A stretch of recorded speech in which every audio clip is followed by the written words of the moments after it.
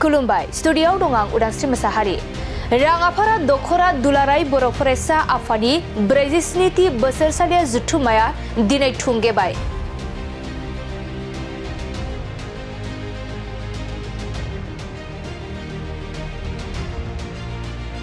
राङापारा दखरा दुलाराय बर' फरायसा आफादनि 47थि बोसोरसालिया जथुम्माया साननैनि हाबाफारिजों रुबिराम बसुमतारीनि आफादगिरि मासि लानानै गेवलां मेलखौ मेहेर गोनाङै खुंफुंनाया दिनै थुंगेबाय।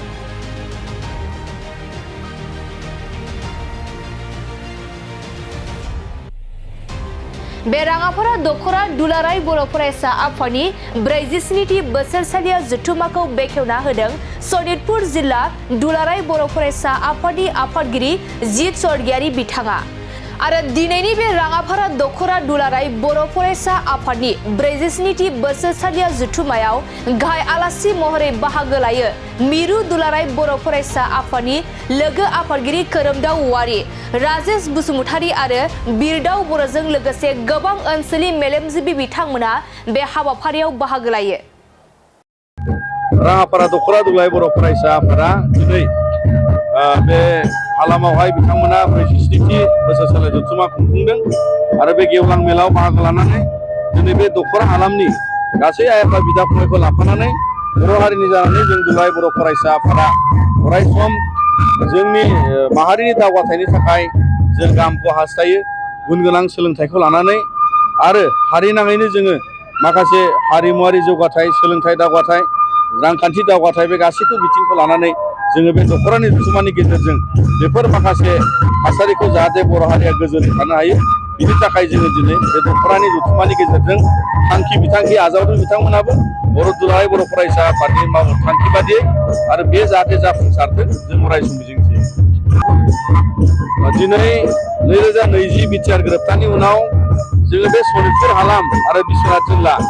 आरो सनितपुराव बिसेसके दिनै जोंहा बिटिआर गोरोबथाजों माखासे आद्रा थानाय दफा मावफुंनायनि गेजेरजों गोबां जेंनानि समाधाननि लामा बेवहाय ओंखारनांगौ। गुबैयै गामि सोसननायाव दिनै जोंहा सनितपुर जिल्लानिफ्राय बिटिआर हालामाव दासिम जोङो गोबां गामिया बेवहाय सोसनजानांगौ दंबावो आरो भेन्सार स्कुलनि जेंनाखौ लानानै बुङोब्ला जोंहा दिनै गोबां बेवहाय हाइ स्कुल दं, एमइ स्कुल, एलपि स्कुल दङ, जाय अबस्थायाव जाय बेबस्थाखौ लानानै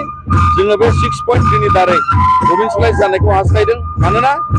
आसाम सरकार आरो बिटिआर सरकारा बिनि सायाव गोख्रोङै राहा लानांगौ थाबैनो। जाहोना जाबाय गोदान सोलोंथाइ खान्थिनि गेजेरजों दिनै जोंनि फरायसाफ्रा गोबां जेंनायाव मोगा मोगि जानांबाय, जेरै आपार आइडि एनरलमेन्ट खालामनाय आरो बिनि गेजेरावनो स्कलारशिपनि राहायाव आरो बिनि गेजेरावनो मिड डे मिलनि बाथ्रा, बिजाबनि बाथ्रा आरो बेवहाय जोंहा दा गोदानै 11-12 हाइ स्कुलफ्रा जाजोबनांगौनि थासारियाव जोंनि भेन्सार फरायसालिफ्रा बेफोर खाबुखौ जोङो दिनै फरायसाफ्रा जोबोद मोनसे जुजिनाय थासारियाव सौहैगोन। दा बिनि थाखायनो भेन्सार स्कुलनि जेंना जाथारनांगौ, फोजोबजानांगौ आरो बेखौ लानानै जोङो एबसुनिफ्राय आसाम सरकार आरो बिटिआर सरकारनि सायाव जोङो नोजोर बोनानै बिथांमोनखौ जों नारसिनो।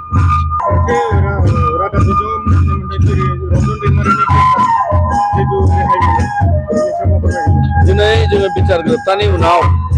रन्जन दैमारि बिथांजों लोगोसेयै आसे सिगनेचरि दैदेनगिरि बिथांनि केसा सुप्रिम कर्टआव मैया फैदोंमोन आरो बिनि सायाव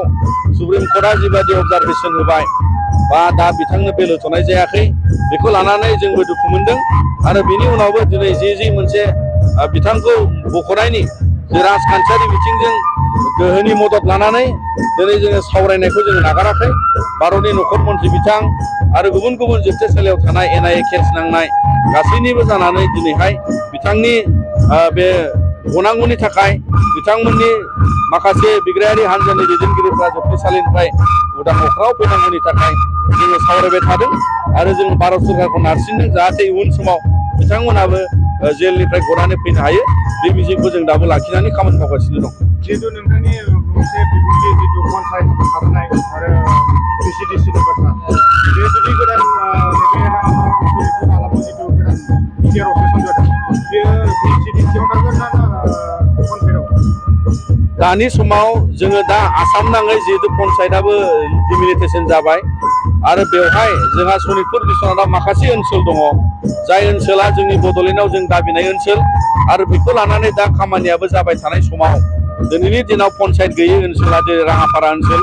आरो बेखौ लानानै दिनै पन्सायतआव गैखायैखाय जोङो बे ओनसोलखौ पन्सायतआव माने हाबजानायनिफ्राय जों बेखौ गोजानाव दोनदों मानोना बे ओनसोला बड'लेण्ड सिमा बारायनायाव बे हाबजोबनांगौ आरो हाबजोबनानै बे ओनसोला बिसिडिसि महराव बिथांमोना गनायथि मोननांगौ आरो बिनि थाखायनो दिनै आसामनि सिङाव बड'लेण्डआ जि खुंथाय बेबस्थाजों खामानि सोलियो बे बेबस्थायाबो सनितपुराव जानांगौ बिश्वनाथनि ओनसोलाव जानांगौ जायफ्रा दिनै बड'लेण्डनि सिमायाव बेबादि मोनसे दाथायावहाय सोरजिजानायनि लामायाव दंगासिनो दङ दिनैनि खुंथाय बेबस्थाया दा जिल्ला हिसाबै बिथांमोना उदालगुरिजों नांजाबनानै दङ आरो जायखि खामानिया दिनै खुंथायनि बेबस्थाजों जानांगौ बियो दासिम जुदिও गोदानै बिसिडिसि दानायनि दिनै बिटिआरआवहाय नटिफिकेसन मोनथ'वाखै नाथाय बेखौ उन समाव जेरै समस्ति बारायनांगौ बेबादिनो गामिया हाबजोबनायनि उनाव बिसिडिसिआव थारैनो थाहैगोन नाथायबा दा समाव बे उदालगुरि जिल्लाजों नांजाबनानै जिखिनि जौगाथायनि हाबाफारि बिथांमोना एडमिनिस्ट्रेटिभ भाबै उदालगुरि जिल्लाजों गोबां खामानि दिनै बिटिआर सरकारा बेहाय मावनो थाखाय बिथांमोना एजेन्डा लागासिनो दं जोङो दिनैहाय क'क्राझारियानो जा जोङो बयबो बे ओनसोलाव थानाय दुलाराय बर' फरायसा आफादनि दैदेनगिरिफ्रा बयबो बिनि सायावहाय दिनै राङापारा दख'रा जिल्ला बर' फरायसा आफादनि 42थि बोसोरसालिया जि जथुमा दा बेवहाय आङो सनितपुर जिल्ला बर' फरायसा आफादनि जिहेतु आफादगिरि दा बे हाबाफारियाव बिथांगिरि महरै जों बाहागो लाफैदों दा बेवहाय गोबां रायजो राजा बिथांमोना बे गेवलां मेलायाव बाहागो लाफैदों गाहाय आलासि महरै दुलाराय बर' फरायसा आफादनि लोगो आफादगिरि सुमदाव औवारि बिथां सारा बेवहाय बाहागो लाफैदों दा बेवहाय जिहेतु जों सनितपुर जिल्लायाव दङ हिसाबै सनितपुर जिल्लानि जिहेतु जेंनानि बाथ्राफोरखौ लानानै बेवहाय गेवलां भाबै सावरायनाय जादों सनितपुर जिल्लायाव नोङो हा हुनि जेंनाया थाबाय सनितपुर जिल्लायाव दिनै फरायसालिफोरनि जि जेंनाफोरा थाबाय गुदि फरायसालि गेजेर फरायसालि गोजौ फरायसालि गोबां भेन्सार फरायसालि जिहेतु सनितपुर जिल्लायाव दङ दा बैफोर फरायसालिफोरखौ जोंनि ओनसोलनि रायजो राजा बिथांमोना बेफोरनि जिहेतु जेंनाफोरखौ थाबैनो जिहेतु जोबजानो लुबैदों हिसाबै दा बेफोरखौ लानानै राङापारा दख'रा जिल्ला बर' फरायसा आफादा जिहेतु साननैनि हाबाफारिनि गेजेरजों जिहेतु हाबाफारिया जालांबाय मैया जे थान्दै मेलाव दा बेफोरनि माखासे रिजुलेसनखौ लादों होननानै आङो मिथिदों जोङो सनितपुर जिल्लायावबो नैखौ जे फरायसालिनि जि जेंना फोरोंगिरि गैयैनि जेंनाफोरखौ लानानै गासैखौबो जों लानानै बिराद सिरियास आरो बेखौ लानानै जोङो दुलाराय बर' फरायसा आफादनि जि थान्दै मेल जानाय जों बेवहाय माखासे बाथ्राफोरखौ जोङो थांखि दैखांना हरगोन आरो बेखौ माबायदि लेभेलाव हायो गभर्नमेन्टजों सावरायनानै थाबैनो सनितपुर जिल्लायाव थानाय बर' बिजोंनि जि जेंनाफोर बै जेंनाफोरा जाहाथे सुस्रांजायो जों बेखौ सनितपुर जिल्ला बर' फरायसा आफादनिफ्राय जानानै जों खावलायो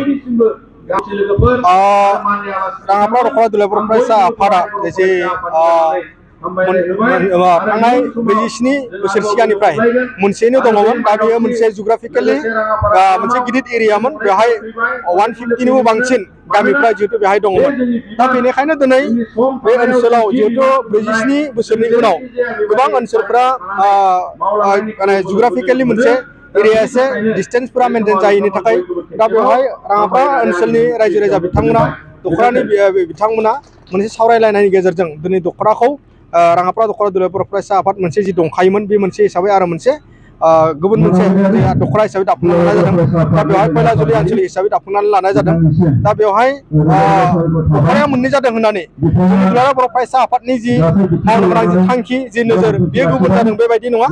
जास्ट माने जुग्राफिकेलि इन्डिकेसन माखासे खामानि मावनायाव माने असुबिदा जानायनि थाखाय बेखौ मावनानै लानाय जादों दा बेवहाय जाय बिथांमोना दिनै आफादगिरि आरो नेहाथारि जि बिबान मोनबाय गोदान आरो गोजामाव दा बिथांमोना दुलाराय बर' फरायसा आफादनि संबिधाननि अधीनाव थानानै जाहाथे खामानिखौ मावो आं सनितपुर जिल्ला बर' फरायसा आफादनिफ्राय जानानै आं बिथांमोनखौ खावलायगोन आरो बिथांमोनखौ आङो गोसो गोरबोजों जिल्लानि जानानै बरायना लाबाय आरो बिथांमोनखौ आङो कंग्रेसनि जासि होदों जाहाथे फैबाय समाव मोजां जाहाथे खामानि मावनो हालाङो रायजो राजाजों थाफानानै ज'ज'यै थाफानानै बर'नि जि जेथि जेंना सनितपुर ओनसोलनि जि जेथि जेंना नैबे पैलाजुलि आरो राङापारा ओनसोलनि जि जेथि जेंना फरायसालिनि जेंना हानि जेंना आरो 2020 सननि 27 जानुवारि जि बिटिआर गोजोन गोरोबथा दा बेवहाय गामि सुसन्नायनि माखासे गोबां खामानिफोर जिहेतु दङ गोबां डाटाफोर बानायनो गोनां दङ गोबां माने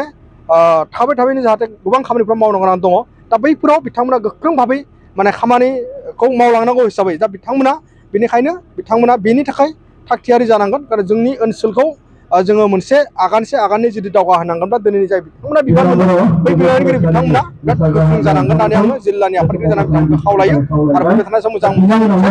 संबिधानाव रैखा खालामनानै खामानि मावलांगोन आं बिथांमोनखौ खावलायो।